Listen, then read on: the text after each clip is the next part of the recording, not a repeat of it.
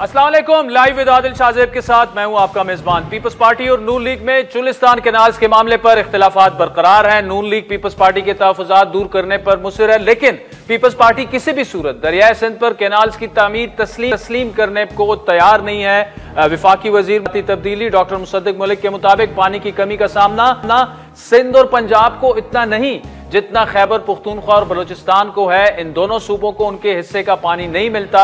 विफाक का मौक़िफ़ है चुलिस्तान केनाल से चुलिस्तान के इलाके को सैराब किया जाएगा और यह पानी सिंध के हिस्से का नहीं है। दूसरी जानिब बात करें माहौलियाती तब्दीली की, तो दुनिया भर की तरह पाकिस्तान भी बुरी तरह माहौलियाती तब्दीली की जिद में। एक तरफ तो अप्रैल में ही हीट वेव से पाकिस्तान के कई शहर मुतासिर हैं, दूसरी जानिब इस साल की पहली तिमाही में बारिशों में 41% कमी वाक़या हुई, जिससे पंजाब और सिंध बहुत ज्यादा मुतासिर हुए।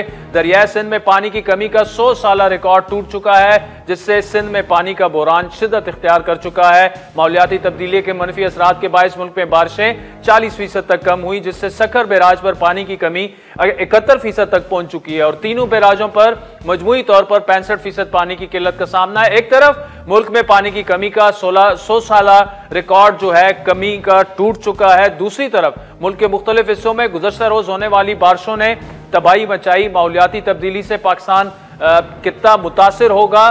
पीपल्स पार्टी और नून लीग के दरमियान चुलिस्तान केनाल्स का मामला कैसे हल होगा और क्यों अभी तक हल नहीं हो पा रहा, इन तमाम मामलों पर बात करने के लिए इस वक्त हमारे मौजूद है पीपल्स पार्टी के सीनियर नायब सदर सेनेटर शहरी रहमान, जबकि प्रोग्राम के अगले हिस्से में हमारे साथ नून लीग के नायब सदर इंजीनियर खुर्रम दस्तगीर और साबिक वफाकी वजीर फवाद चौधरी भी हमें ज्वाइन करेंगे। सेनेटर साहबा, thank you so much for joining us. Cholistan canals वाला मामला अभी तक क्या हुकूमत ने आपसे कोई राब्ता किया? अगर राब्ता हुआ तो किस सतह पर हुआ? और पीपल्स पार्टी ने तो इस पर आखिरी हद तक जाने का ऐलान किया था। अब इस वक्त आपकी पार्टी में क्या ज़ेर गौर है, क्योंकि काउंसिल ऑफ कॉमन इंटरेस्ट का इजलास नहीं बुलाया जा रहा? जी बिल्कुल, शुक्रिया आदिल। देखिए 11 महीने हो गए सीसीआई का इजलास नहीं बुलाया जाए, और वो एक इंस्टीट्यूशनल इदारती फोरम है, आईनी फोरम है, जहां सारे मसले मसाइल एक नहीं होता, बहुत आते हैं इकाइयों के दरमियान, और फेडरेशन को मुस्तहकम करने के लिए एक तरीका है जो ऑटोमेटिक आप 3-3 महीने करते जाए मीटिंग्स, वैसे ही तो बहुत सारी चीजें वहीं सेटल हो जाती हैं। दूसरी बात देखिए, ये तो आईनी फोरम है। हम अगर किसी कोलिशन में हैं, किसी रिलेशनशिप में हैं, और इसमें रवाबित तो होते हैं आपस में अक्रॉस द बोर्ड, तो उनको इस्तेमाल करके आप वही मीटिंग कर देते हैं कि जी आपके क्या खदशात हैं, क्या आपके मसले मसाइल हैं, शायद वी आर मिस इन्फॉर्म्ड, आपके पास इनकम्प्लीट डेटा नहीं है, शायद हम उनके पास इनकम्प्लीट डेटा हो। ये एक छोटा मसला नहीं है। ये देखिए, पानी जो है एक बुनियादी हक है, और पाकिस्तान में इसकी मुतनाज़ा तकसीम और मुनसिफाना तकसीम पर बहुत मसले मसाइल हो चुके हैं। पूरी तहरीकें चल चुकी हैं, जिसमें लोअर राइपेरियंस जैसे सिंध में हैं, और शहीद जुल्फ़िकार अली भुट्टो के टाइम से, और मोहतरमा शहीद ने तो पूरा मूवमेंट चलाया था, अल्लाह उनको जन्नत नसीब करे। उन्होंने किसी के हुकूक सलब नहीं होने दिए। और अब सूरत हाल ये है कि देखिए, ये पार्टी जो है पीपल्स पार्टी ने हर वक्त में, हर मुश्किल वक्त में वक्त के तकाजे के मुताबिक एक फेडरल सियासत की है, हमेशा वफाक की सियासत की है। और प्रेसिडेंट जरदारी इस वक्त उन्होंने अपनी तकरीर में क्या कहा कि मैं वफाक का नुमाइंदा हूं, मुझे चारों इकाइयों ने मुंतखब किया है, मुझे सेनेट ने जो नुमाइंदगी करता है चारों सूबों की, बिल्कुल बराबरी से, बिल्कुल मुनसिफाना तरीके में, इक्वल उसने किया, और नेशनल असेंबली ने। तो मैं अब नहीं सपोर्ट कर सकता इस तरह के मंसूबों को जिन पर एक तरफा आपने एक अनाउंसमेंट कर दिया, जब मुल्क में पानी की ऑलरेडी किल्लत मची हुई है, एक यलगार है पानी के हवाले से। तो उन्होंने अब किसी प्रेसिडेंट ने पाकिस्तान की तारीख में इस तरह की बात नहीं की है। सर, क्वेश्चनिंग, मैं तंबीह करता हूँ हुकूमत को कि सबकी सुन लें और फिर इस तरह का इकदाम लें। फिर आप आगे जाएं तो आप आदिल, आपने तो आप बहुत सारे शोज करते हैं, आप लोगों को जानते भी हैं।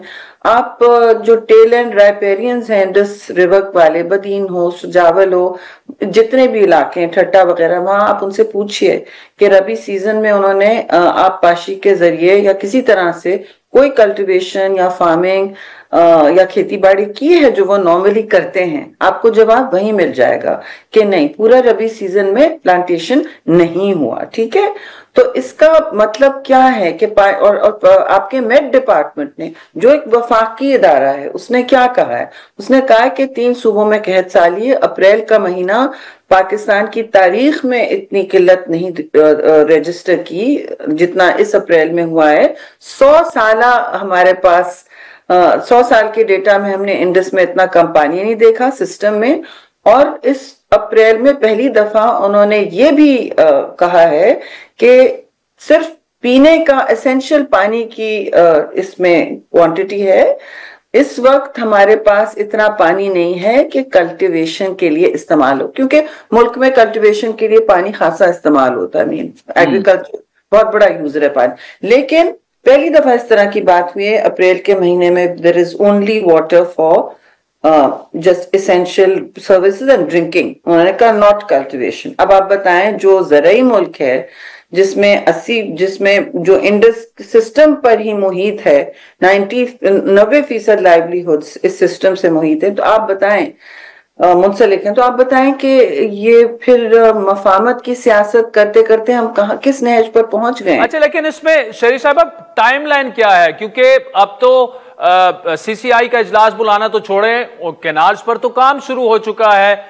पीपल्स पार्टी कब तक और किस चीज का इंतजार कर रही है? पीपल्स पार्टी तो, आप जो मुझसे पूछ रहे हैं, मज़ामत की सियासत बेटा हमें ठोक बजा कर करनी आती है, और एक फितरी बात है इस तंजीम के लिए, जो आमरों का सामना करती रही है। तारीख भी हमारी इन कुर्बानियों से जुड़ी हुई है, और हमारे यहाँ तो मैयतें उठती हैं इस तरह की जमहूर हकायक को डिफेंड करना करते करते। तो इसका दिफा करना हमारे लिए बिल्कुल फितरी सी बात है। एक तकरीर करनी होती है, चेयरमैन बिलावल ने, सारे खड़े हो जाते हैं। अब आप बताएं, जलसा भी हैदराबाद में इसी हवाले से है। चेयरमैन बिलावल जाएंगे, और फरियाल तालपुर साहिबा ने ऑलरेडी वहां कन्वेंशन किया है।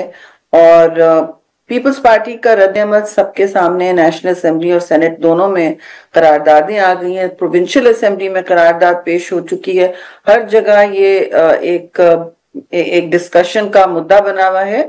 और हम नहीं चाहते, पीपल्स पार्टी ने हर दफा ये बात की है कि देखिए, हम समझते हैं मफामत की जरूरत है इस मुल्क को, नहीं तो हम किसी कोalition में नहीं होते, हम ऑपोजिशन में ठीक होते हैं। तो आपने मुझसे बताएं कि आप हमें क्यों मज़ामत की सियासत की तरफ धकेल रहे हैं? क्योंकि फिर अगर होगा तो फिर दमादम मस्त कलंदर ही होता है यहाँ से, और ये होना नहीं चाहिए। हमारी कोशिश रही है कि हम, क्योंकि हम कोalition में है, कि जी हम तड़ियां देना नहीं पसंद करते। वी आर ग्रेसफुल तंजीम। अगर जमहूर के हवाले से हमने हमेशा ग्रेसफुल पॉलिटिक्स की है। जब मज़ामत नहीं की तो सबको साथ लेके चलने की, कंसेंसस की, शराकतदारी, डिग्निटी की, ये मतलब जो एक ऑलरेडी जहर आलूदगी का घुल चुका है नेशनल सियासत में, उससे हम दूर रहने की कोशिश करते हैं। हम चेंज करने की कोशिश करते हैं कि जी वापस जाएं किसी ना किसी नज़्म ज़ब्त और शाइस्तगी की गुफ्तगू हो, लोगों को कॉन्फिडेंस हो, हौसला हो कि ये लोग आपस में लड़ नहीं रहे हैं। लेकिन अगर लड़ना है तो फिर हमें भी लड़ना आता है। तो मैं सिर्फ, हम सब ये बार बार कह रहे हैं कि जी ये पाकिस्तान खपे वाली पार्टी है, मोहतरमा की शहादत हुई है, तो हम उस वक्त पूरा मुल्क जल रहा था, जो चाहे हम कर सकते थे और करवा भी सकते थे। लेकिन उस वक्त सबको वापस खींचा और कहा कि देखिए इस वक्त मुल्क पहले आएगा, और हमारे जज्बात हमने ठंडे रखने हैं। हमें कुछ भी करना हो, झुलस भी जाए, लेकिन ऐसा करना है। तो आप प्लीज इस तरह की तंजीम से क्या तवक्को रखेंगे? हम आखिरी मिनट तक कहेंगे कि ये रिजॉल्व करें, लेकिन अगर आप नहीं रिजॉल्व, ये 3 महीने से बात चल रही है। अगर कनाल पे कंस्ट्रक्शन शुरू हो गया, शायद एक ही कनाल हो, इसके खदशात हम आपस में तय, जो भी हैं, 1-2 मीटिंग में तय नहीं हो सकते? आप मुझे बताएं।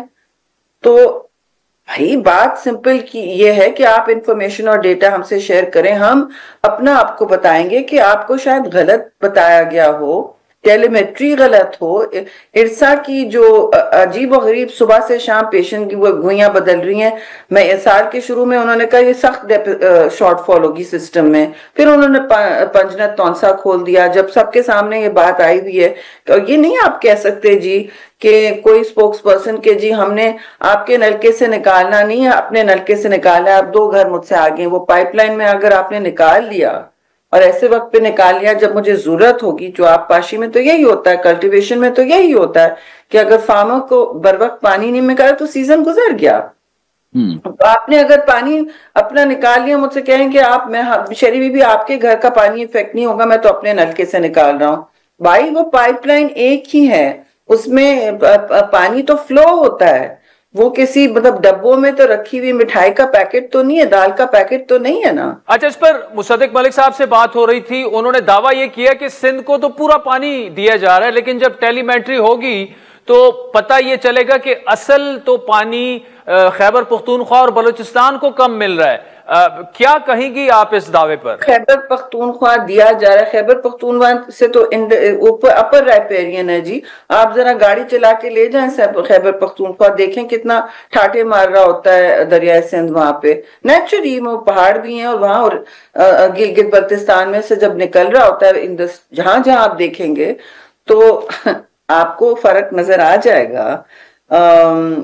बेशक मुसद्दिक साहब बन गए क्लाइमेट चेंज के मिनिस्टर, लेकिन अच्छी बात है कि सिंध वालों ने उनकी ये बात नहीं सुनी है, क्योंकि ये कहना कि सिंध को पानी दिया जा रहा है, इस तरह की देखिए कॉलोनियल बात ना करें।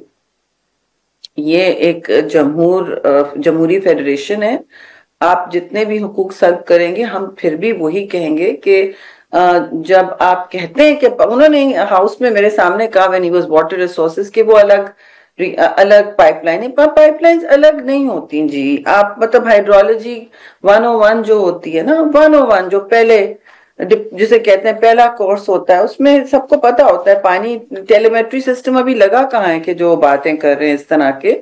लेकिन जब नीचे का राइपेरियन कह रहा है हम सोइंग नहीं कर पाए रबी सीजन में, हमारे पास नहीं पहुंचा है पानी, तो आप उनके ना सिर्फ हुकूक सल्ब कर रहे हैं लेकिन आप उनके जज्बात को भी शदीद ठेस पहुंचा रहे हैं इस तरह की बात करके कि जी वो तो उनको पानी मिल गया, वो तो दूसरे सूबे ऊपर वाले सूबे। बाबा आप हाइड्रोलॉजी 101 स्टडी करें, पानी ऊपर से नीचे आता है ना, नीचे से ऊपर नहीं जाता।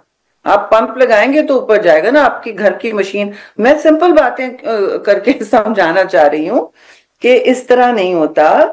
आप बेशक अपनी वजारतें संभालें और अच्छी मौसर तरीके से संभालें, लेकिन water hydrology is very clear, it comes from mountain areas to delta, और डेल्टा तक जब डेल्टा कह रहा है बिला रहा है कि हम इस वक्त भूख से भी मर जाएंगे, क्योंकि उन सब की जो माशी जिंदगी है, लाइवलीहुड्स हैं, वो सब दरिया सिंध से मुंसलिक हैं। अगर वो पावर पॉइंट प्रेजेंटेशन ले लें अपनी मिनिस्ट्री में भी इंडस वाला, तो उसमें लिखा होगा 90% of livelihoods are linked to the river Indus. सारे शहर आपके इंडस पर बने हुए हैं सिवा क्वेटा के, जो हर रिवर के सिविलाइजेशन हर सिविलाइजेशन में होता है। जहां दरिया होता है उसके इर्द गिर्द ही पूरी सेटलमेंट्स बनती हैं, बढ़ती हैं, शहर बढ़ते हैं।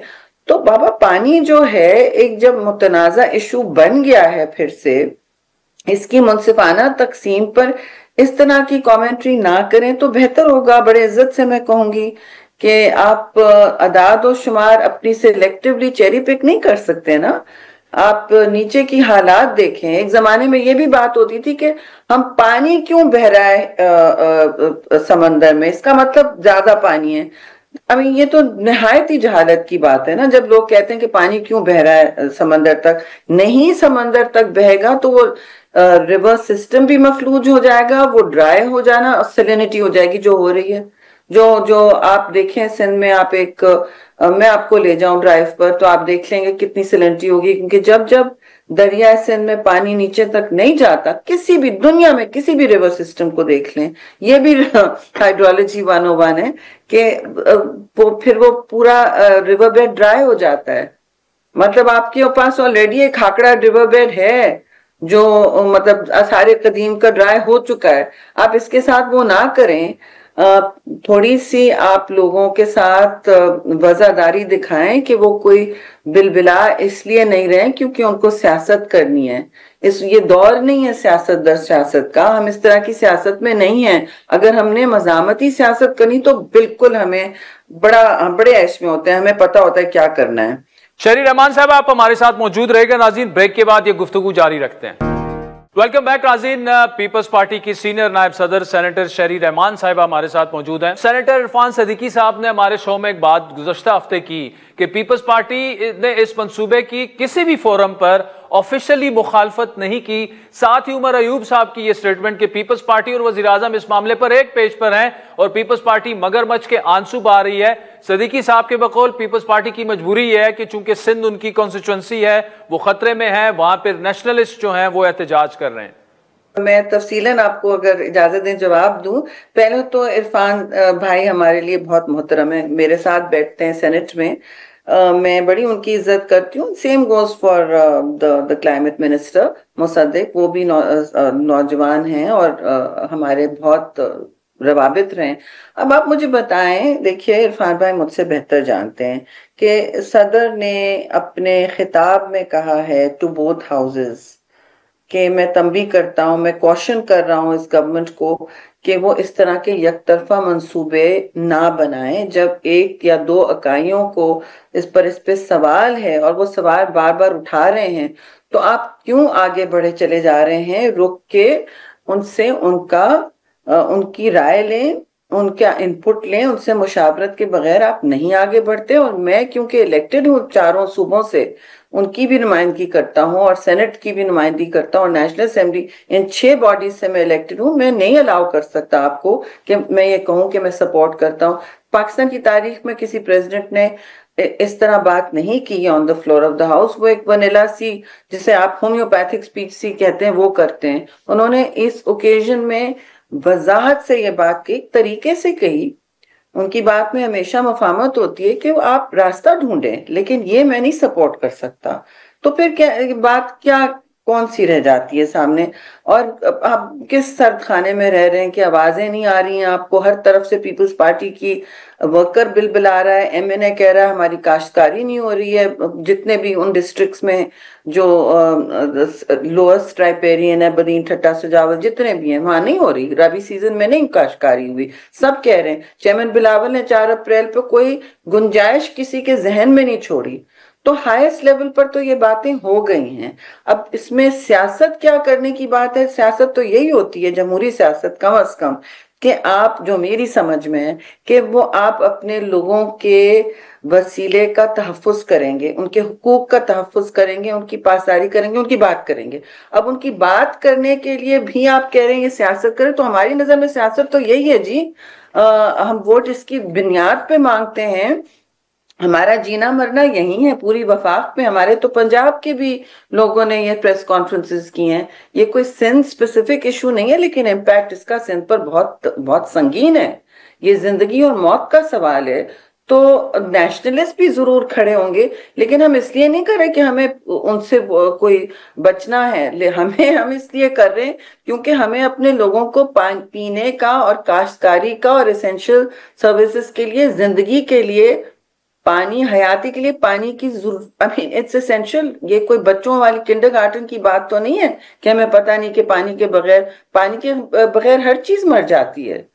तो आप देख लें, ये हमें जिंदा रहने का हमारा हक है इस मुल्क में, और हम उस जिंदगी का हक जब मांगते हैं तो आप कहते हैं ये सियासत करे। भाई सियासत का मतलब यही होता है कि आप अगर मेरे कंस्टिट्यूंट हो, आपको उम्मीद होगी कि मैं आवाज उठाऊंगी आपके हुकूक के लिए। भाई आपके नल में पानी कम आ रहा है, आप पाशी नहीं कर पा रहे, आप कुछ और कर पा रहे। सदियों से ये दरिया माँ है इस पूरे मुल्क की और इन इलाकों की। तो आप कैसे, सिंध में तो दरिया सिंध को माँ कहा जाता है, वो माँ का खिताब है। अब आप माँ का जो आप माँ का गला घोट देंगे आप तक पहुंचते पहुंचते, तो पूरी वहां रियाया शोर नहीं मचाएगी। हक नहीं है हमारा शोर मचाने का। मैं इस्लामाबाद में बैठ के सिंध के सेनेट की पार्लियामेंट्री लीडर हूं, तो मैं नहीं बोलूंगी? मैं तो बहुत दफा बोल चुकी हूँ, पहला कॉल अटेंशन यही था। पिछले सालों में अजर्नमेंट मोशंस तरीके इल्तवा नहीं होते हैं सेनेट में, वो पहली दफा आया। मैंने कहा नहीं, इस पर सब बात करेंगे। सबने बात की, फिर वही अजीब बात की कि सिंध का रिसोर्स उसे मिल जाएगा। भाई आप मतलब कॉलोनियल हुक्मरान तो नहीं हो आपके यहाँ कि हम आपकी इस तरह बात सुने। तब भी हम डंडे खाते थे हर आमिर के सामने। तो आमरीत में ये बात ना तक जाए। आप हमसे अगर कोalition में रहना तो you have to talk to us. मेरी कोशिश रही है कि हम एक दूसरे पर इस तरह की अल्फाज की गोलाबारी ना करें, इससे कोई फायदा नहीं होता है किसी को। लेकिन आपने एक मफामती जमात को मजामत के दरवाजे पर ले आएंगे तो सबको पता है कि जी पीपल्स पार्टी तो जब मजामत करने पर आती है तो फिर तो दमादम मस्कल अंदर होगा। अच्छा, अगर क्लाइमेट चेंज की बात की जाए तो आपने हमारे एक शो में कहा था कि ये बॉम्ब फटने वाला नहीं है, ये फट चुका है। और हमने कल उसकी एक एग्जांपल इस्लामाबाद में देखी, जहां घर के अंदर तो एसी चल रहे थे, एक ही दम बाहर ओले बरसना शुरू हो जाते हैं और ऐसे ओले के लोगों की गाड़ियां, घरों की खिड़कियां टूट चुकी हैं। 7-7 इंच उनका मतलब लंबाई में और चौड़ाई में उनके साइजेस थे। पहले जिंदगी में हमने ऐसा होता देखा नहीं है। क्या इकदामात किए जाए फौरी तौर पर? ऐसा लग रहा था कि किसी कोई फिल्म चल रही है। और इत्तेफाक से मैं जाने वाली थी कहीं, तो मैं अपने नीचे वाले घर के दफ्तर से ऊपर आई हूँ और मैंने खिड़की खोली हुई थी, मैंने थोड़ी देर के लिए, तो मैं खोलती हूँ रोज। और तो मैंने अपने कमरे की खिड़की में खुद बंद करने गई, मेरे सर पे बम की तरह लगा है इधर। मुझे फिर उस पर कुछ लगाना वाना, फिर डांट भी पड़ी घर वालों से कि आपको क्या जरूरत है खुद सर बाहर निकालने की। तो मैंने कहा, मैं बड़ी खिड़की में उसको बंद कर रही थी अपने हाथ से कि एकदम बारिश का मौसम एकदम से मतलब तूफानी पत्ते यूं हिल रहे थे और मुझे लग रहा था तूफान आने वाला है। मैं जाने से पहले बंद करके जाने वाली थी क्योंकि आई वॉज यूजिंग, ये मेरी स्टडी का वो दरवाजा खिड़की थी। तो भाई मुझे खुद लगा, फिर आई थिंक 10 मिनट हुए हैं कि गाड़ियों के शीशे टूटने लगे। मुझे खदशा हुआ कि भाई मैं खिड़की से दूर बंद तो कर ली, मैं पीछे हटूं। और फिर मुझे ख्याल आया कि अगर इस तरह इस मोटी खिड़की का ये हाल है तो बाहर क्या हो रहा होगा। जब हम नीचे गए तो 3 गाड़ियों के शीशे टूटे हुए थे, बहुत से लोगों के। मतलब हमारे एक कवर्ड एक गाड़ी का पोर्च है, लेकिन बाहर जो लाइन लगी हुई है गाड़ियों की, दूसरे लोगों की गाड़ियां सब कुछ आई हुई, सबके साइड विंडोज या विंड स्क्रीन या सब टूटी हुई थी। फिर आज मुझे पता चला कि रावलपिंडी में 3 लोग इस वक्त इसकी वजह से, स्टॉर्म की वजह से, तूफान की वजह से लुकमा अजल बने हैं। मतलब ये बहुत बड़ी बात है कि अप्रैल में और गर्मी की हीट वेव पूरे मुल्क के लिए फोरकास्ट हुई थी, आपने देखी थी ना। और कराची में तो ऐसे लग रहा है जमीन जल रही है, सिंध में जमीन जल रही है, और इस्लामाबाद में बीच गर्मी के आप देख रहे हैं कि एक तरफ पानी की किल्लत का एक फिल्म चल रही है। और फिर ये ऐसा लग रहा था कि पता नहीं हम कहाँ आ गए हैं। मिनटों में वो एकदम वॉलेटाइल वेदर हुआ, अनप्रिडिक्टेबल बिल्कुल। और ये बिल्कुल 100% शाह खजाना है क्लाइमेट चेंज का, क्योंकि इसी तरह होता है, मिनटों में चीज होती है। जैसे 2022 में एकदम आसमान से फ्लड आया था। हमारे तो फ्लड्स रिवर से आते थे ना, वो आसमान से आया था। और एक एक दिन में पूरी मतलब ऐसा लग रहा था कि पूरा 1/3 मुल्क पानी के अंदर हो गया। तो देखिए, ये इस तरह के जो आप फ्लैश वेदर देख रहे हैं, एक्सट्रीम वेदर देख रहे हैं, ये मरगला से मंगोलिया तक एशिया में होना शुरू हो गया है। और पाकिस्तान जो है वो एक क्लाइमेट हॉटस्पॉट है। 2022 से मैं चीख चीख के कह रही हूँ कि आपको अपनी एहतियाती तदाबीर यानी एडेप्टेशन के इकदामात लेने होंगे सूबों के साथ मिलके। ये डेली सिर्फ क्लाइमेट फाइनेंसिंग के लिए नहीं इस्तेमाल करें जी। ये एक इंटरनेशनल डिबेट अलग है, उसको डट के आप लड़ें। वो भी आपकी लॉस एंड डैमेज पे कोई आवाज नहीं उठाई जा रही। मीटिंग हो रही थी बारबेडोस में, ऑलमोस्ट उसे रूटीनाइज कर दिया, पाकिस्तान से कोई आवाज नहीं आई। वहां कौन मेंबर था, किसको भेजा गया, मुझे नहीं पता, मुझे बड़ा अफसोस हुआ। तो वो एक दूसरा डिस्कशन है। लेकिन आप मुल्क के अंदर एहतियाती तदाबीर करें। लग रहा है सबके सामने कि इंटरनेशनल सिस्टम कंप्लीट डिसऑर्डर में है, डिसअरे में है। आपको बचाने के लिए कोई नहीं आएगा, वैसे कौन से आ रहे थे, अब तो और भी नहीं आएगा, तो आप अपनी बचत करना शुरू करें। गर्मी कम नहीं होगी क्योंकि उसका स्विच आपके पास नहीं है, वो बड़े ममालिक के पास है जो पोल्यूशन, जो इतने बड़े एमिशंस करते हैं। जिन चीजों का स्विच है, जिसका इख्तियार है, उस पर लोगों को मुतहरिक करें, नॉलेज क्रिएशन करें, जैसे आप शो में हमेशा पूछते हैं। I value your contribution. तो मैं ये कहना चाहती हूँ कि ये जो जिस जिस जिस रविश पे और जिस पेस पर हम काम करेंगे बहुत आहिस्ता है, और जो क्लाइमेट चेंज के इस वक्त तबाहकारियां हैं वो बढ़ती चली जा रही हैं, और वो बहुत तेजी से आपके मुल्क में हर सूबे में अलग अलग शक्ल इख्तियार कर रही हैं, ताकि वो तो हमारे जराया अबलाग तक पहुंचती भी नहीं है खबर। जो जीबी में जो फ्लड्स आते हैं, ग्लेशियर लेक आउटबर्स्ट फ्लड्स, तेजी से वो डिस्ट्रॉय करते जाते हैं पूरे पूरे ब्रिजेस को, फैमिलीज को, सब कुछ, वो बात यहाँ तक पहुंचती नहीं है। तो ये हर सूबे में तबाहकारियां हो रही हैं। बलूचिस्तान की जमीन आप देखें तो वो जो फिल्मों में क्रैक डेजर्ट होता है ना, उसकी जो फटी हुई वेन होती है जमीन की, वो फट चुकी है जमीन पानी की किल्लत की वजह से, तो बिल्कुल ट्रांसफॉर्म हो गया बलूचिस्तान। जियारत आप, हम बचपन में जाते थे समर के लिए ट्रेन में बैठ के क्वेटा से होते हुए, और क्वेटा में इतने सारे सेब के ऑर्चर्ड्स लगे हुए होते थे वगैरह, सब खत्म, इट्स ऑल ब्राउन। तो browning of Pakistan is underway, और हम लड़ रहे हैं कि तुम्हारे पास पानी काफी है, मैं इस्तेमाल कर रहा हूँ। भाई इसको, एक ही हम मुल्क हैं, हमें इन मुश्किल हालात में, क्लाइमेट स्ट्रेस में, एक दूसरे को के साथ वसीले शेयर करने होंगे, और उनको उनकी बचत के मंसूबे मिल बैठ के करने होंगे। सेनेटर शेरी रहमान साहिबा, thank you so much for joining us. नाज़रीन, वक्त तो चाहता है एक ब्रेक का, फिर उसके बाद नून लीग के मरकजी नायब सदर खुर्रम दस्तगीर साहब हमें ज्वाइन करेंगे, और जो शेरी रहमान साहिबा ने काफी सख्त मौक़िफ़ अपनाया है और जो अल्फाज उन्होंने इस्तेमाल किए, उसका जाहिर बात है, उससे जाहिर यही होता है कि पीपल्स पार्टी में अब तक जो इस मामले पर पाए जाने वाला जो गुस्सा है, जो तशवीश है, वो कम होने का नाम नहीं ले रही। तो नून लीग के पास इसका क्या जवाब है? ब्रेक के बाद let's find out. Welcome back नाज़रीन। ब्रेक से पहले सेनेटर शेरी रहमान साहिबा पीपल्स पार्टी की जो है वो मरकजी रहनुमा है। चुलिस्तान कैनाल वाला जो इशू है उस पर तफसीली गुफ्तगू आपने सुनी। इस वक्त पाकिस्तान मुस्लिम लीग नून के मरकजी नायब सदर साबिक वफाकी वजीर खुर्रम दस्तगीर साहब हमारे साथ मौजूद हैं। खुर्रम साहब, बहुत शुक्रिया।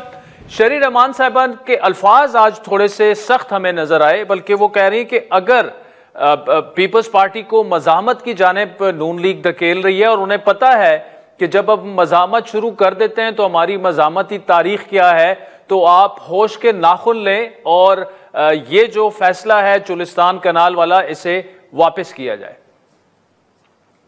जी, उन्होंने अपनी वकालत पूरी की है, लेकिन काश वो सिर्फ सिंध की बजाय पूरे पाकिस्तान की वकालत करें, जिसमें चारों सूबों का पानी कम हो रहा है, और काश वो पूरे पाकिस्तान के काश्तकारों की वकालत करें जो पंजाब में भी पानी की कमी का उतना ही शिकार हैं जितना सिंध में, और केपी के काश्तकार भी शिकार हैं, और बलूचिस्तान के काश्तकार भी जो जिले लगते हैं वो सब शिकार हैं।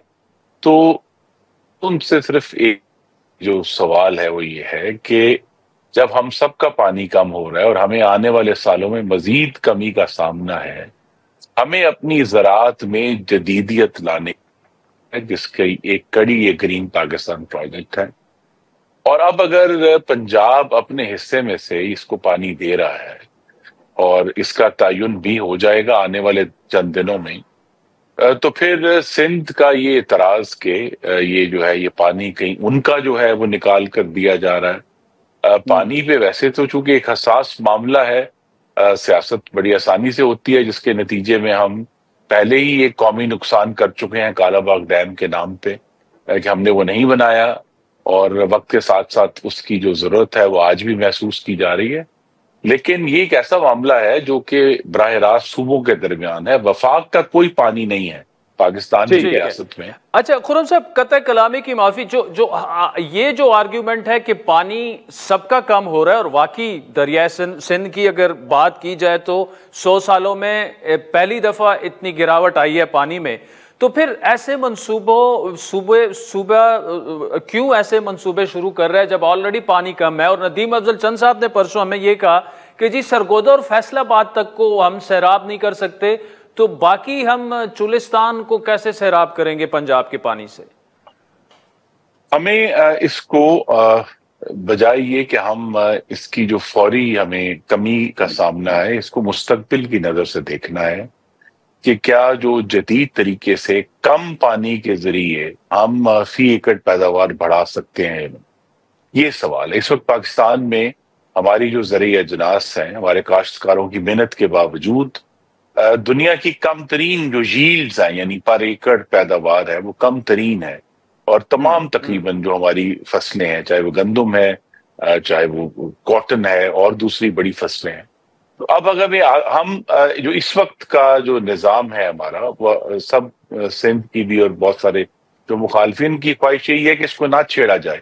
इसको ना छेड़ने का मतलब यह है कि वक्त के साथ साथ हम सब पानी की कमी का शिकार हो जाएंगे। तो ये जो प्रोजेक्ट है, ये पानी को लेकर जाना कि जी इतना कम हो जाएगा। पहली बात फिर दोहरा दूं कि अगर पंजाब अपने हिस्से में से दे रहा है तो फिर उसका पूरा हक है पंजाब का।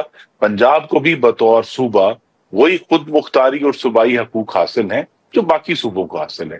तो ये कह देना कि जी सबसे बड़ा सूबा है तो लिहाजा उसके हकूक किसी तरह कम है, ये दुरुस्त नहीं है। और दूसरा यही है कि अगर इस मंसूबे के जरिए पाकिस्तान में एक डेमोन्स्ट्रेशन होती है कि एक दिखा सकते हैं हम कि कम पानी के जरिए भी हाई यील्ड्स हासिल की जा सकती हैं, तो फिर उसका फायदा पूरे सिंध को, पंजाब को, बलोचिस्तान को और खैबर पख्तूनख्वा सबको होगा, जहां हमारी ज़राअत जो है वो टेक्नोलॉजी का इस्तेमाल ना होने की वजह से प्रैक्टिकली 19वीं सदी में। खुर्रम साहब, एक एतराज पीपल्स पार्टी का इंतहाई वैलिड है और उसमें कोताही विफाक की भी है कि मुश्तरका मफादात कौंसिल का इजलास ना बुलाना उनके बार बार इसरार और रिक्वेस्टों के बावजूद शकूक व शुबात पैदा कर रहा है। अगर वो बुला दिया जाए तो हो सकता है ये ऐसा इशू है, ये कंट्रोवर्सी उसी दिन हल हो जाए जब ये सारे आपस में बैठेंगे। जी, वफाकी हुकूमत के अंदरूनी मामलात तो बेहतर कोई वजीर ही आपको बता सकते हैं, लेकिन मेरी तजवीज़ तो वाज़े है कि फौरी तौर पर पंजाब और सिंध की जो पानी की टीमें हैं उनको बैठकर इसके जो टेक्निकल इश्यूज हैं वो रिजॉल्व कर लेने चाहिए और खामोशी से बैठकर इसमें कोई ज्यादा ग्रैंड स्टैंडिंग की जरूरत नहीं है। और जब एक दफा टेक्निकल इशू, असल में सारा सवाल जिसके इर्द गिर्द ये तमाम कंट्रोवर्सी घूम रही है वो यही है कि क्या पंजाब अपने पानी में से दे रहा है या नहीं दे रहा, तो और किसी और का पानी कम। तो अगर ये सवाल जो है टेक्निकली रिजॉल्व हो जाता है, जैसे मेरी तवक्को है कि हो जाएगा, तो फिर फौरन ही CCI बुलाकर इसको रिजॉल्व कर लेना चाहिए। इस नुक्ता नजर से कि आज से जो है 34 साल पहले जब आखिरी वाटर रिकॉर्ड हुआ था, उसके मुकाबले में माहौलियाती तब्दीली, जिसमें बारिश की कमी है, ज्यादा हाई टेम्परेचर्स हैं, पूरा पाकिस्तान पानी की कमी का शिकार है। तो ये जो आने वाली कमी को सामने रखकर ही हमने आगे वाले फैसले करने। अच्छा खुर्रम साहब, दो तीन चीजें हैं, पानी की कमी, ऊपर से क्लाइमेट चेंज, और कल आपको पता लग गया होगा कि इस्लामाबाद में मतलब एक तरफ गर्मी और फिर अचानक से बादल आते हैं और ऐसे ओले बरसते हैं जो जिंदगी में हमने तो नहीं पढ़ते देखे, मतलब काफी वजनी और उनकी जो के बराबर थे। जी बिल्कुल बिल्कुल बिल्कुल, काफी लोगों का नुकसान और वो भी हुआ। तो इसके लिए एक मजबूत स्ट्रैटेजी और वे फॉरवर्ड की जरूरत है। एक साल इस गवर्नमेंट को हो गया, अभी तक तो ये मिनिस्ट्री खुद प्राइम मिनिस्टर साहब के पास थी, अब मुसद्दिक मलिक साहब आ गए हैं। इट्स अबाउट टाइम कि एक रोबस्ट एक ऐसी स्ट्रैटेजी बनाई जाए क्लाइमेट चेंज पे, क्योंकि आप क्लाइमेट चेंज जो है 2050 तक आपकी 20% GDP को स्वालो कर जाएगा। जी, तो देखिए ना, इसमें तो अब पूरी दुनिया में इस मामले है कि दो चीजें करनी होती हैं। एक तो है मिटिगेशन और रेजिलियंस। अब पाकिस्तान का दुनिया भर के मुकाबले में जो इसका हिस्सा है एमिशंस का, जिसकी वजह से माहौल खराब होता है, वो बहुत ही कम है, ना होने 1% से भी कम है। तो लिहाजा पाकिस्तान मिटिगेशन में तो अपना किरदार उतना अदा नहीं कर सकता। हमारी तरफ से तो इस किस्म की खतरनाक गैसेस जो हैं वो पोल्यूशन पैदा ही नहीं की जा रही। हमें जो सीखना है वो है रेजिलियंस, और इस रेजिलियंस का भी पूरी तरह ताल्लुक है कि हम अपना कम होता हुआ पानी किस तरह बेहतरीन इस्तेमाल करते हैं। हमारे आज के तरीके जो हैं वो बहुत सारा पानी जाया होता है, बहुत सारा पानी चोरी होता है, तो पानी तो अब इस लेवल पर आ गया है बतौर एक रिसोर्स के कि उसका एक एक कतरा हमें सोच समझ कर इस्तेमाल करना है। और इसीलिए भी ये जो प्रोजेक्ट है ग्रीन पाकिस्तान, इसके ऊपर बहुत एतराजात लोग कर रहे हैं, लेकिन हकीकत यही है कि पाकिस्तान में अगर हमें ज़राअत को जदीदियत की तरफ लेके जाना है, उसका एक डेमोन्स्ट्रेशन करना होगा, जो अभी तक हमें प्राइवेट सेक्टर में बहुत छोटी छोटी जगहों पर तो नजर आया है, लेकिन ये जो लार्ज स्केल डेमोन्स्ट्रेशन प्रोजेक्ट है, अगर ये कामयाबी से होता है तो पूरे पाकिस्तान के को इसके समरात मिलेंगे और हम क्लाइमेट चेंज से हमारे अंदर वो रेजिलियंस पैदा होगी, यानी हमारे अंदर वो लचक और वो ताकत होगी कि हम आने वाली माहौलियाती तब्दीली से निपट सकें, अगर हम अपने पानी का बेहतरीन और बाकिफायदा इस्तेमाल कर सकते हैं। चल, इंजीनियर खुर्रम दस्तगीर साहब, thank you so much for joining us. नाज़रीन, आपने सुना खुर्रम दस्तगीर साहब की तफसीली गुफ्तगू। वक्त हुए चाहता है एक ब्रेक का, जिसके बाद गुज़श्ता रात हमने फवाद चौधरी साहब से इंटरव्यू एक रिकॉर्ड किया, जिसमें तहरीक इंसाफ के अंदर के जो इख्तिलाफात हैं, खुसूसन बानी पीटीआई से जो भी मुलाकात करके बाहर निकलता है, वो कोई अलग से ही पैगाम मुख्तलिफ लोग लेके आते हैं। और जिस तरह मौलाना फजल रहमान साहब का गिला है कि उनसे अगर पीटीआई के 10 लोग मिलते हैं और 10 के 10 ये कहते हैं कि वो बानी पीटीआई का पैगाम लेके आए हैं, लेकिन वो 10 के 10 पैगामात मुख्तलिफ होते हैं। ब्रेक के बाद फवाद चौधरी का तफसीली इंटरव्यू देखिए। वेलकम बैक नाज़रीन। ब्रेक से पहले आपने सेनेटर शहीर रहमान और खुर्रम दस्तगीर साहब की तफसीली गुफ्तगू आपने सुनी। तहरीक इंसाफ हुकूमत के खिलाफ कोई तहरीक अभी तक शुरू तो नहीं कर पाई, लेकिन खुद टुकड़ों में तकसीम होती जा रही है। खैबर पुख्तूनख्वा में अली अमीन गंडापुर, जुनैद अकबर और शेर अफजल मनवत एक दूसरे के आमने सामने हैं। मरकजी क़यादत में बैरिस्टर गोहर, सलमान अकरम राजा, बैरिस्टर अली जफर में सर जंग छिड़ी हुई है। दूसरी जानिब बानी पीटीआई के हमशीरा और अहलिया के हामी ग्रुप अलग अलग सरगर्म है। पीटीआई में हालिया इख्तिलाफात बानी पीटीआई से मुलाकात के मामले पर सामने आए। इस मामले पर पार्टी के सेक्रेटरी जनरल सलमान अकरम राजा के इकदामात के खिलाफ पार्टी में हर सतह पर आवाज भी उठ रही है। यहां तक कि बानी पीटीआई के हवाले से भी ये कहा जा रहा है कि उन्होंने सलमान अकरम राजा के इकदामात पर नाराजगी का इजहार किया। गुज़श्ता रोज लाइव विद आदिल शाहजेब में गुफ्तगू करते हुए पीटीआई के सीनियर रहनुमा बैरिस्टर अली जफर का कहना था कि बानी पीटीआई ने बात के हवाले से कहा है कि उनसे मिलने पर किसी पर कोई कदगन नहीं।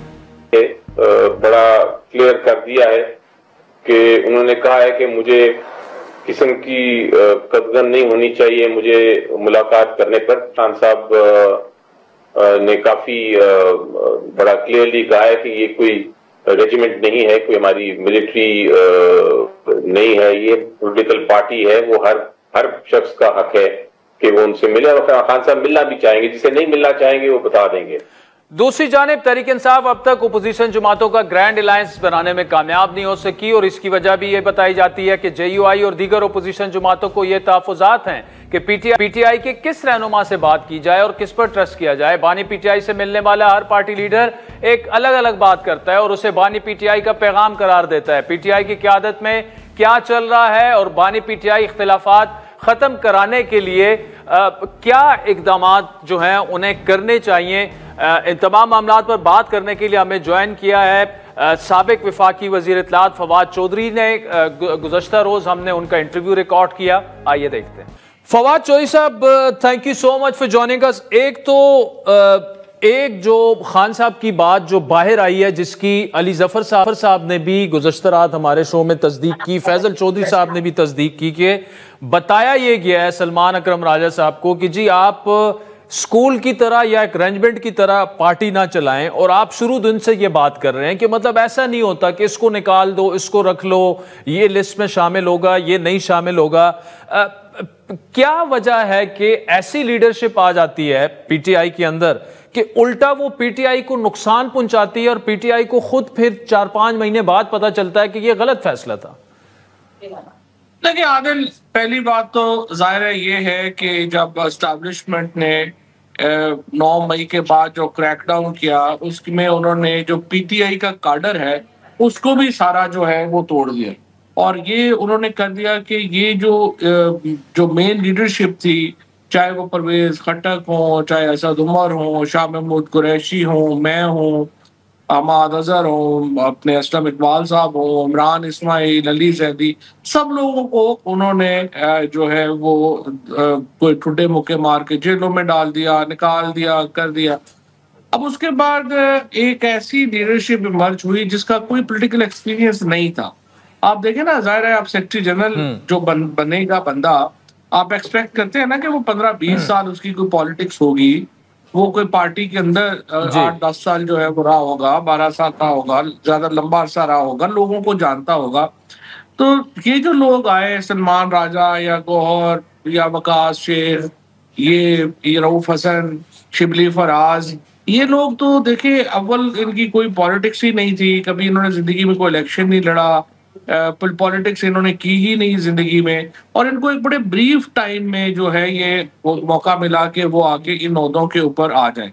और जाहिर है कि वो डिलीवर नहीं कर सकते थे, ना उनका एक्सपीरियंस था, ना उनको इसकी आप समझिए कि इस सियासत के खेल का कोई इल्म था। लिहाजा उन्होंने जितना नुकसान पार्टी को पहुंचा है, अब आज देखें ना, यूं लग रहा है कि ये तो नॉर्मल ही हो गया, गवर्नमेंट कोई प्रॉब्लम ही नहीं रह गया इनको, वो तो ओवरसीज कन्वेंशन करवा रहे हैं और ये हो रहा है और वो हो रहा है, और there is no challenge before the government. और क्यों हुआ ये? आप ना कोई इंटरनल स्ट्रेटजी बना सके जिससे कोई प्रेशर आता, ना आप जो है कोई अलायंस बना सके। और आपको याद है कि 1 साल हो गया मुझे आपके प्रोग्राम पे कहते हुए कि अलायंस बनना जो है वो बड़ा जरूरी है। आप अलायंस नहीं बना सके, कोई पॉलिटिकल चैलेंज नहीं क्रिएट कर सके, कोई एक्सटर्नल जो प्रेशर है वो नहीं क्रिएट कर सके, और बस सवाए इसके कि हमने इमरान खान को मिलने किसने जाना है और वहां पे हमने ये बात करनी है कि फलाने फलाने को आपने आने नहीं देना, और जो आ गए हैं उनको हमने निकालना कैसे है। टोटल पॉलिटिक्स ये है। अच्छा चोई साहब, एक दूसरी बात देखिए, आपकी मौलाना साहब से न्याजबंदी है, आपकी मुलाकातें होती रहती हैं, लेकिन गुज़श्ता दिनों आपकी बड़ी तफसीली उनसे मुलाकात हुई, हमारी भी उनसे होती रहती है मुलाकातें। उनका एक मौक़िफ़ है, वो ये कहते हैं कि अगर पीटीआई के 10 लोग मुझसे मिलने आ रहे हैं तो 10 के 10 ये कहते हैं कि हम खान साहब से मिल के आए हैं और आपके लिए हम पैगाम लेके आए हैं। तो वो कहते हैं मसला लेकिन यह है कि वो 10 के 10 पैगाम जो हैं वो डिफरेंट होते हैं। तो उन्होंने कहा एतमाद का फुकदान है, हम एतमाद किस पर करें? यानी आप देखिए ग्रैंड अलायंस बनने जा रहा है, लेकिन सीरियसनेस लीडरशिप की उस तरह से है नहीं। क्या ये लीडरशिप का फुकदान है, पॉलिटिकल लीडरशिप का फुकदान है? लेकिन फिर असद कैसर साहब जैसे लोग तो मौजूद हैं पार्टी में। देखिए बात यह है कि जो बुनियादी टीम बनाई, सबसे पहले तो आपको मालूम है, सबसे पहले खान साहब को ये आइडिया कि हमें ग्रैंड पॉलिटिकल अलायंस बनाना चाहिए, ये मैंने खान साहब को जो है इस पे कन्विंस किया था। और उसके बाद उनकी इजाजत से मैं मौलाना से मिला, असद कैसर साहब की मैंने मुलाकातें करवाई लीडरशिप से, और उनके अलावा और तो आदमी कोई नहीं था कि जिसको आप करते। अब जो बाकी लोग हैं सारे, देखिए सच्ची बात यह है कि वो तो अंडर 19 के प्लेयर हैं। सो कोई भी सीरियस लीडर, चाहे जाएगा मौलाना फजलुर रहमान साहब जैसा एक जय्यद सियासतदान जो है, वो आपके ख्याल में इन लोगों के ऊपर एतबार करेगा या बात करेगा? एक कद के लोग चाहिए होते हैं। इसीलिए मैंने तो खान साहब से बड़ी गुजारिश की थी कि आपको डॉक्टर आरिफ अलवी, शाह महमूद कुरैशी और असद कैसर साहब की कमेटी होनी चाहिए, ताकि जब कोई बात करे तो उनका एक वजन है, उनकी बात है वो सुनी जाती। लेकिन वो ज़ाहिर है वो नहीं बनी, और ये लोग जो थे ये तो इस काबिल नहीं थे कि ये कर सकते। अब देखें अब अदम एतमाद कैसे पैदा हुआ। पहले इन्होंने मौलाना को कहा कि हम आपसे बात करेंगे, नून लीग और पीपल्स पार्टी से बात नहीं करेंगे। एक दिन आपने टीवी लगाया तो आपको पता चला कि ये आपके सामने वो उनके साथ बैठे हुए हैं। फिर इन्होंने जब चीफ जस्टिस ने लेटर लिखा, इन्होंने बगैर किसी से पूछे ये सारे चीफ जस्टिस के पास चले गए।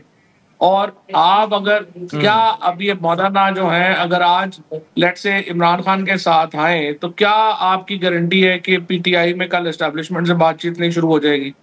लिहाजा जो लोग ये कहते हैं कि जी वो मौलाना पे एतबार कौन करे, तो देखें उनका यही शिकवा, उनका यही गिला ये है कि पीटीआई पे एतबार कौन करे। आपने एक पॉलिटिकल डील बना के देनी होती है अलायंस के लिए या किसी चीज के लिए, जिसमें एतमाद भी जरूरी होता है और जिसमें एक फायदा भी हो। एनजीओ तो नहीं चला रहे, जिस तरह पीटीआई एक एनजीओ नहीं चला रही, मौलाना भी एनजीओ नहीं चला रहे, तो आपने उनको भी देखना है कि पॉलिटिकल फायदा जो है वो क्या होगा। लिहाजा वो अलायंस अब बेसिकली प्रैक्टिकली खत्म हो गया है। शायद खान साहब भी जो है वो आप सुन ही रहे हैं उनकी बातें, और मेरा ख्याल है वो तो मुल्क से बाहर अभी जाना चाहते हैं। तो फिलहाल तो अलायंस इन्होंने खत्म कर दिया ये। अब जब तक पीटीआई में शिबली फराज, सलमान अकरम राजा, रऊफ हसन जैसे लोग, शेख वकास जैसे लोग मौजूद हैं, देखिए ये पीटीआई कोई पॉलिटिकल स्ट्रेटजी ना बनाने की काबिलियत रखती है ना अहलियत रखती है, और ये फैसला आप देख सकते हैं।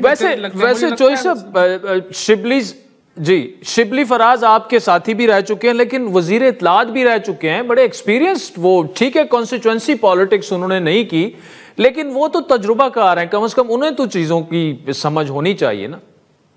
लेकिन बीमार हो गए हैं मेरा ख्याल है, ज़हनी तौर के ऊपर वो उस तरह से अब नहीं रहे। उन्हें ब्लड प्रेशर की बड़ी शदीद शिकायत है, शुगर का बड़ा शदीद है। उन्हें चाहिए कि सियासत से फिलहाल रिटायरमेंट लें, अपनी सेहत के ऊपर तवज्जो दें। जितना वो लोगों के साथ हर वक्त लड़ते भिड़ते उड़ते रहते हैं, उन्हें इलाज की जरूरत है, उन्हें अपनी सेहत पे तवज्जो देने की जरूरत है।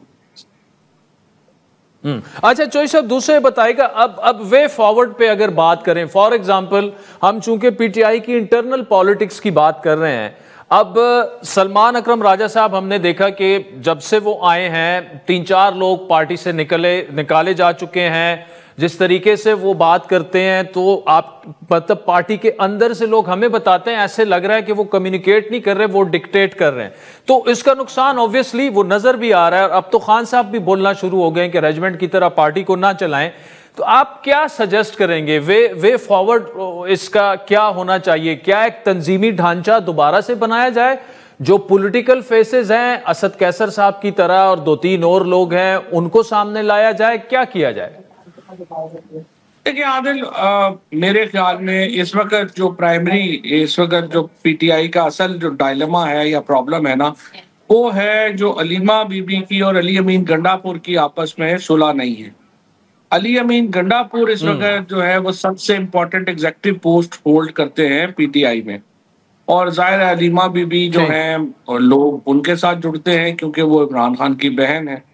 सो असल में इस वक्त जो लीडरशिप है वो तो ये 2 लोग हैं जिनके इख्तलाफ अगर थोड़े मैनेजेबल लेवल पे आए तो फिर ये पार्टी को कोई स्ट्रेटजी दे। फिर देखिए, to be fair with both Ali Amin और अलीमा बीबी, दोनों की पॉलिटिकल डेप्थ जो है वो नहीं है। उन्हें चाहिए कि वो शाह महमूद कुरैशी साहब से, महमूद रशीद साहब से, एजाज चौधरी साहब से, इन लोगों से जो है वो मशवरा करें। उसके बाद जो जहाँ तक पॉलिटिकल लोग हैं, जैसे मियां असलम इकबाल बैठे हुए हैं वहाँ पे, बड़े शार्प पॉलिटिकल माइंड है, इस तरह के लोग जो हैं उनसे वो मशवरा करें और फिर अपनी स्ट्रैटेजी जो है वो बनाएं। देखें, ये पॉलिटिक्स इंडिविजुअल की गेम ही नहीं है, ये धड़ों की गेम है, ग्रुप्स की गेम है। इसमें स्ट्रैटेजीज बनानी है और रोज की रोज स्ट्रैटेजीज जो हैं वो तब्दील भी होती हैं, बनती भी हैं, और अकेले आप कुछ नहीं कर सकते। इसमें आपने इमरान खान को 600 दिन से ज्यादा, 18-20 दिन हो गए, आपने उन्हें जो है वो जेल में जो है वो रखा हुआ है। रोज कहते हैं नहीं वो जेल में बड़े मुतमईन है और ये और वो है। भाई उनको बाहर निकाले हैं, उसकी कोई स्ट्रेटजी बनाए। आप लोगों को अपनी डेप्थ का जो है वो मुजाहरा करना चाहिए, और अलीमा बीबी और अली अमीन की मुश्तरका हिकमत अमली जो है वो इम्पोर्टेंट है। अच्छा, इंपॉर्टेंट है। दूसरा चोई साहब, आपने शाह महमूद साहब का जिक्र किया, वो बेचारे तो गिला कर रहे हैं कि मेरा तो कोई पूछ ही नहीं रहा, मैं भी 2 सालों से जेल में हूं, मैं भी सैक्रिफाइसेस दे रहा हूं, लेकिन पार्टी जो है उन्होंने बिल्कुल अबेंडन कर दिया है मुझे। एजाज चौधरी साहब को कौन पूछ रहा है? महमूद रशीद साहब को कौन पूछ रहा है? उमर चीमा, यास्मीन राशिद को कौन पूछ रहा है? जो सैकड़ों कारकुन इस वक्त जेलों में हैं उनको कौन पूछ रहा है? ये जो सुप्रीम कोर्ट में 3 दिन से केस लगे हैं, कभी एक मुझे वकील बता दे पीटीआई का जो कभी तशरीफ भी लाया हो। तो ये तो एक पीटीआई के अंदर एक अलमिया है कि ये इतने छोटे लोग जो हैं उनको बड़े ओहदे मिल गए हैं, वो छोटी छोटी बातों पे आपस में जो है वो लड़ रहे हैं। सिर्फ आप देखिए कि इनकी मीटिंगें 2-2, 2.5 घंटे इस बात पे मीटिंग्स हो रही हैं कि इमरान खान को मिलने के क्या, वो सिर्फ एक ही बात है, इमरान खान से मिलना है और बताना है कि ये लोग जो है वो पार्ट, मतलब आप देखिए ये जो फॉरवर्ड ब्लॉक की बात शुरू हुई, कहाँ से शुरू हुई? ये वहां शुरू हुई जब शिबली फराज ने और इमरान ये इसने सलमान अकरम राजा ने जाके खान साहब को लिस्ट दे दी 13 लोगों की कि जी इन लोगों को निकालते हैं पार्टी से, ये एमएनए सेनेटर्स को। मैं तो वहीं पे बाद में मैं शेर अफजल मरवत को निकाल दिया, फैसल को निकाल दिया। ना इन लोगों को कुछ समझ है ना अकल है, और जो भी लोग जो हैं वो इनको मशवरा, इनको देखें ना, 2 ही तरीके हैं ना। एक तरीका है कि आप अपनी मेहनत से ऊपर आते हैं, एक तरीका है कि सारे मर जाएंगे ना फिर मैं इंपॉर्टेंट होऊंगा। ये दूसरी स्ट्रेटजी वाले लोग हैं। और फिर इन्होंने ना कोई इनकी लीगल स्ट्रेटजी है, ना अभी आप मुझे बताइए कि सारी ये 4 गए हैं चीफ जस्टिस से मिले हैं कि जी 4 हमारे केस नहीं लग रहे, उन्होंने कहा जी 4 महीने में डिसाइड कर दें। अब इस वक्त माहौल है कि आप केस अपने फैसले करवा रहे हैं, रोज जो है वो जुडिशरी के पास जाते हैं, वहां से लितर खाते हैं, फिर वापस आ जाते हैं। ना कोई जुडिशियल, ना कोई लीगल स्ट्रेटजी है, ना कोई पॉलिटिकल स्ट्रेटजी है। ये तो इन्होंने तो तबाह बर्बाद कर दिया है पाकिस्तान के सबसे बड़े लीडर। अच्छा चौधरी साहब, आखिर में बताएगा, अगर इमरान खान लेट्स अज्यूम के वो महीने 2 महीने 3 महीने बाद रिहा हो जाते हैं, इस लीडरशिप में कितने को आप इनकी एग्जिस्टेंस देख रहे हैं पार्टी में? नहीं, ये लोग तो फारग हो जाएंगे ना। इमरान खान ना भी रिहा हुए तो सलमान राजा हो गया, ये वकास हो गया, ये अपना रऊफ हसन हो गया, शिबली फराज हो गया, ये तो मेरा ख्याल अगले आप देखेंगे इंशाल्लाह 2 महीनों के अंदर ये फारग हो जाएंगे, इनकी तो कोई मुस्तकबिल नहीं। तो नाज़रीन, ये थे फवाद चौधरी साहब, जिनका इंटरव्यू हमने गुज़श्ता रोज़ रिकॉर्ड किया और आज आपने सुना। तो प्रोग्राम पर फीडबैक ज़रूर दीजिएगा। हमारा ट्विटर हैंडल है @आदिल शाज़ेब। इजाज़त दीजिए, खुदा हाफ़िज़।